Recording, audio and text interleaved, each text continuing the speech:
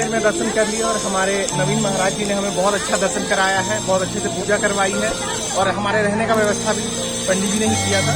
और अब हम उनसे जानेंगे कि एक्चुअल केदारनाथ की स्टोरी क्या है।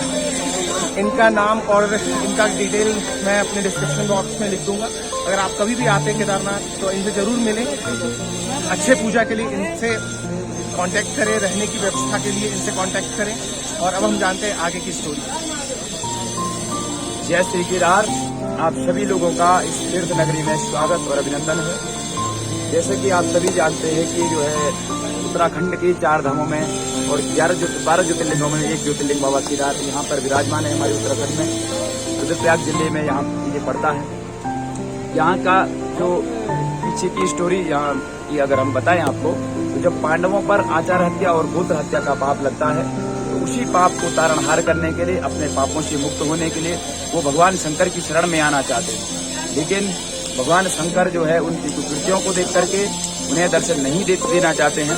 लेकिन विस्तार सीधे गुप्तकाशी क्षेत्र का होता है, जहाँ पर भगवान उनको जो है भगवान उनको दर्शन देते देते जो है जमीन में समा जाते हैं और वहीं से गुप्त हो जाते हैं। वहाँ पर भगवान शंकर जो है आधा नारी और आधा पुरुष का शरीर लेते हैं।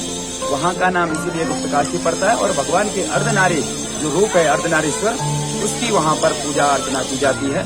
तब पांडव जो है चलते चलते जब केदारखंड नामक क्षेत्र में जो वाल्मीकि के द्वारा बताया गया था, इस क्षेत्र में जब पांडव पहुँचते हैं, काफी दिन तक जो है करुण वेदना के साथ, बड़ी मेहनत के साथ जब वो भगवान शंकर को प्रसन्न करना चाहते हैं तो भगवान शंकर ने फिर भी उन्हें दर्शन नहीं दिया। क्योंकि पांडवों के जो कृत्य थे, आचार हत्या, गोत्र हत्या, आप लोग जान रहे हैं हरियाणा के कुरुक्षेत्र में जो नरसंहार हुआ था तो उसमें बड़ी क्षति हुई थी और इससे भगवान शंकर उनके दर्शन देना नहीं चाहते थे। तो भगवान शंकर उनकी परीक्षा की घड़ी का इंतजार कर रहे थे कि कब जो है ये लोग विवश हो जाएं और कब ये हमारी भक्ति आराधना छोड़ें। एक समय अंततोगत्वा जब ऐसा आया कि एक बहुत लंबी बैलों का और भैंसों का जब झुंड चल रहा था तो भगवान शंकर ने एक बड़े भैंसे का रूप जो है धारण कर लिया। और इस भैंसे को जो है भीम ने, जो पांडव थे बलशाली अपने आप में काफी थे, तो उन्होंने जब भीम उनको पहचान लिया भगवान शंकर को, तो फिर भगवान जो है फिर धरती में समाने लगे। और काफी समय के बाद जब पांडव बड़ी करुण वेदना के साथ चिल्लाने लगे, रोने लगे, गिड़गिड़ाने लगे कि प्रभु एक ऐसा क्षेत्र यहाँ पर है कि इसकी बात तो सिर्फ हिमालय की कंदराएं हैं और हम लोग यहाँ अगर आप हमको दर्शन नहीं देते हैं तो हम लोग कहाँ जाएंगे। तो एक ऐसा क्षेत्र है, अगर आपका दर्शन हमको मिल गया तो हम बड़ी सौभाग्यशाली होंगे। हमारे पापों, जो हम पे आचार हत्या और गोत्र हत्या का हम पे पाप लगा है, वो भी हमसे जो है हट जाएगा और हमें मोक्ष की प्राप्ति हो जाएगी। तब भगवान शंकर ने जो है अंततोगत्वा उनको दर्शन दिया।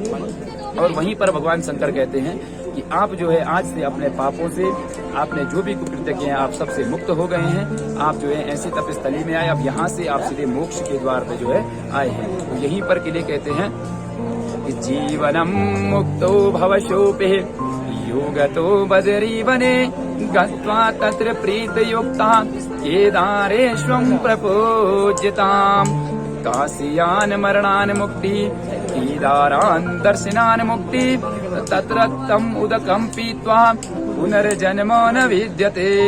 तत्र तम उदकम पीत्वा पुनर्जन्म न विद्यते।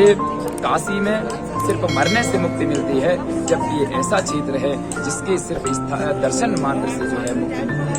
एक और चीज यहाँ के लिए कही जाती है कि केदारम शिखरम दृष्ट्वा पुनर्जन्म न विद्यते। आपने कहीं दूर से अगर बाबा केदार के शिखर का भी दर्शन कर लिया, कलश मात्र का भी दर्शन कर लिया, तो आप जो है कई जन्मों से जो है अपने पापों से आपका तारणहार हो जाएगा और आपका मनुष्य जीवन जो है सफल हो जाता है। पुनः जो है थोड़ा बाबा केदार का स्मरण करिए, हाथ आप बाबा केदार जोड़िए। हिमाद्रि पार्श्वे जतटे रमन्तम् सम्पूज्यमानम् सततं मुनीन्द्रे सम्पूज्यमानम् सततं मुनीन्द्रे। सुरासुरेया क्षमहोरगाद्ये केदारमीशं शिवमीकमीडे। केदारमीशं शिवमीकमीडे। केदारलिङ्गं द्यौदा केदारलिङ्गम् तव शूलपाणिम् भवदुःखभाजम् तव शूलपाणिम् भवदुःखभाजम् केदारपीठे सुरपूज्यता त्वाम् केदारनाथम् शिरसा नमामि केदारनाथम् शिरसा नमामि। बोले बाबा केदार की जय। हर महादेव। जय श्री केदार। और ये आपने केदारनाथ की पूरी कहानी सुनी। केदारनाथ की पूरी यात्रा जानने के लिए प्लीज़ इस चैनल को सब्सक्राइब करें। जय केदार।